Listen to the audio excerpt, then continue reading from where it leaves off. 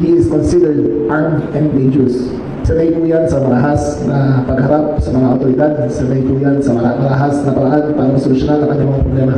So kung sa kanya ay buong 320,000 members ng PNP ay hahanapin siya sa buong Pilipinas. At lahat ng paraan na kailangan gawin para ulit siya ay gagawin namin.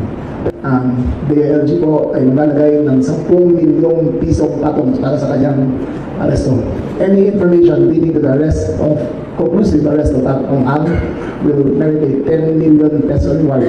No questions asked. Basta ito yung bigyan ng impormasyon leading directly to the arrest ay 10 million na reward para sa kanya. Ang aking abiso sa kanya, atong mag-surrender ka na, harapin mo ang buo at doon ko magpaliwanan. Yung pagtatago ay simbolo ng iyong hindi pagtanggap at pag-iwas sa mga paratang laban sa iyo. Ang advice ko, surrender now peacefully and we will treat you with respect. If you become a fugitive of the law,